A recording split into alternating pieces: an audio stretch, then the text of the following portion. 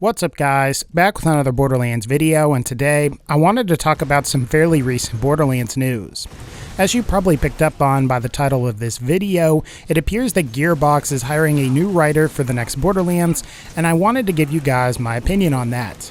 Plus, I have some fairly good news about how Borderlands 3 might end up featuring offline modes and may not be an always online game like either Destiny or The Division. But I guess without further ado, let's jump in and discuss how Gearbox is hiring a new writer. So, like I just said, it appears that Gearbox is looking for a new writer to work on what is possibly and most likely Borderlands 3.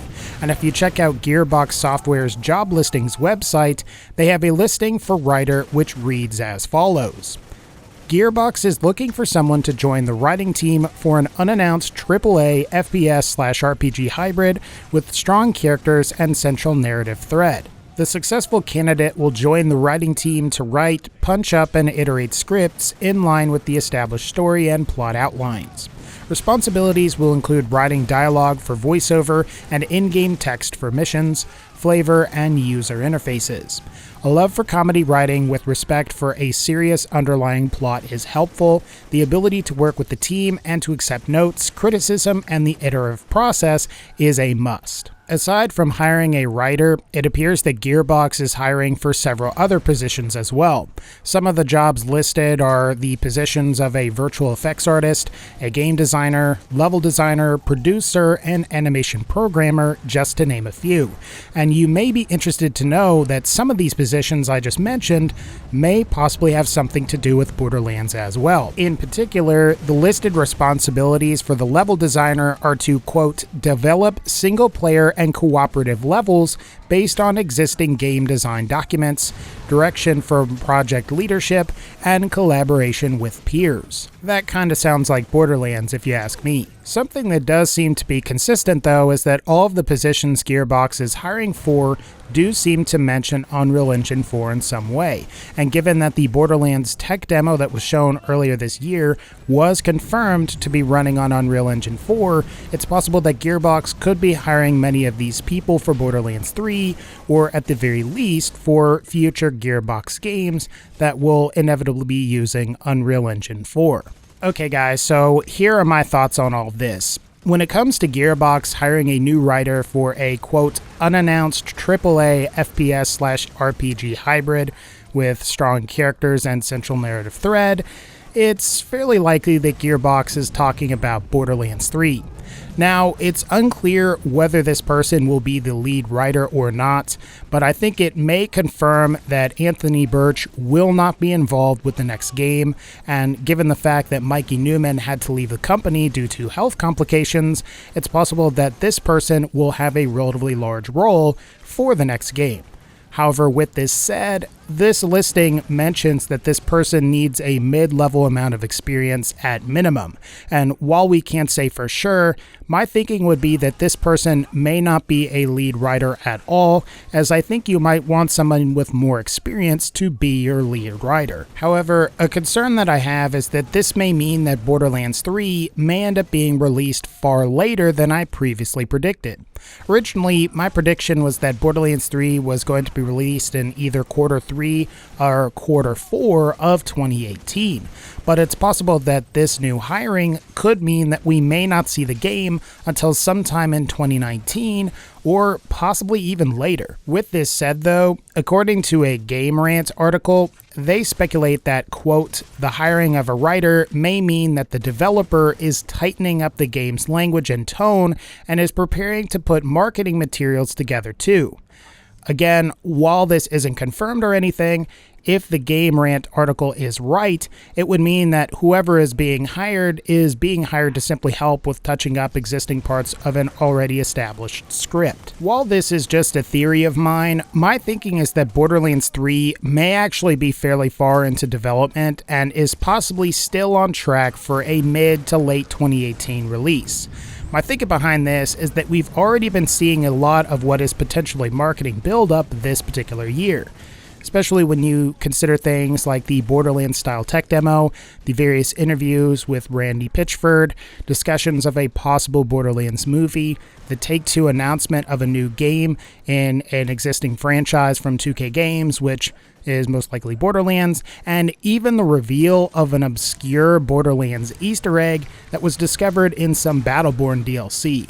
And in my opinion, it seems silly of Gearbox to generate this hype now, only to release the next game in the series in another 2 years when much of this generated hype has died out. So at this point, we're just going to have to wait and see, but hopefully the fact that Gearbox is looking for a new writer doesn't mean that the game doesn't come out for another 2 years. But let's talk about Borderlands 3 having offline content and not being an always online game.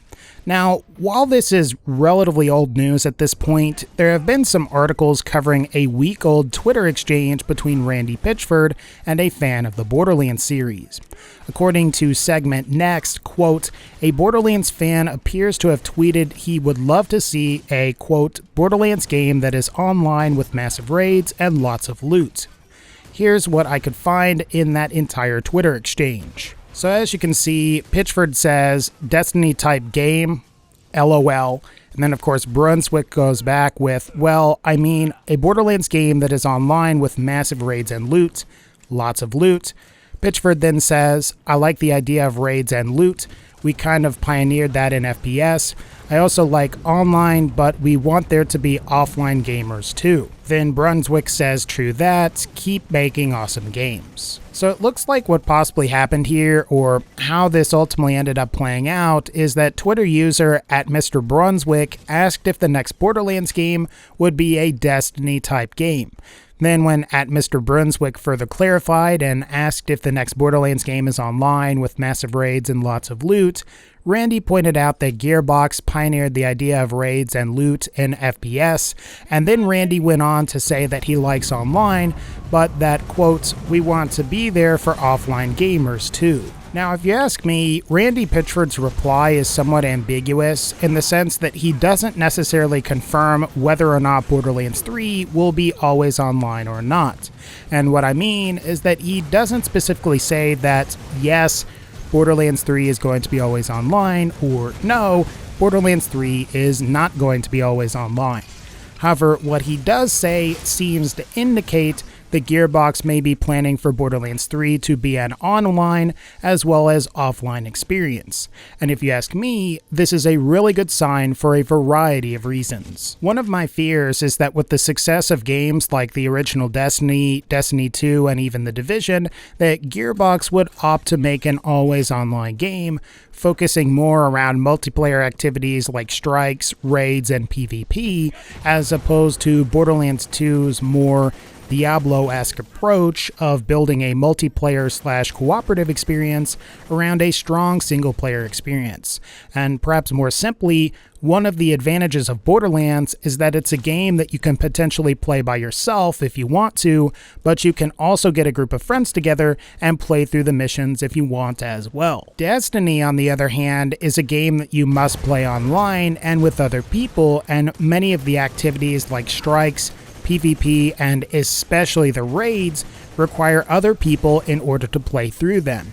And while I can't speak for Destiny 2 because I haven't played that game yet, I can definitely say that in Destiny 1, certain portions of the game were locked off to the player simply because they couldn't get a group of friends together to play through certain activities like those raids and the Nightfall strikes. And while what I'm about to say is going to trigger some Destiny fans, the fact that you don't have to rely on other people to play all of the content that a Borderlands game offers makes Borderlands a far more enjoyable game than Destiny, in my personal opinion. Randy Pitchford's comment on this topic is also good to hear because it may mean that there's a chance that we could get mod support for the next Borderlands game. Granted, having an offline mode doesn't necessarily guarantee official mod support, but if Randy is saying that they want to have an offline mode, then it's at least possible for modders to design mods for Borderlands 3.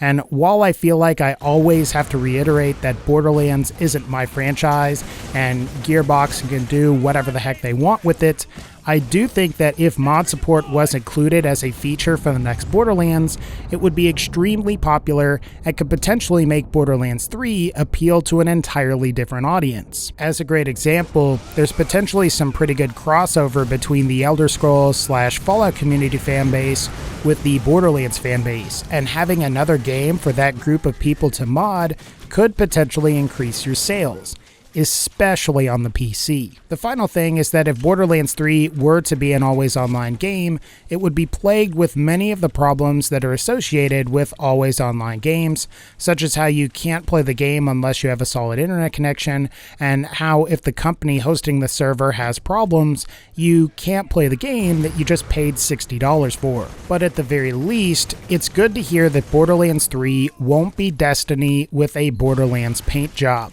and that would be a damn shame in my personal opinion, as I think that many Borderlands fans, including myself, would consider Borderlands to be the far superior game, and to see it lose its identity because Destiny or The Division were successful would be really sad. But alright guys, I think that's going to pretty much wrap up this particular video. If you like this video, feel free to leave a like and let me know what you think of all of this.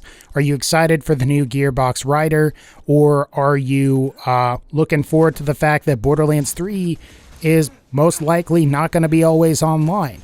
Leave it in the comments below. Otherwise, like this video if you liked it, click the bell to join the notification squad, and as always, take care, and I'll see y'all next time.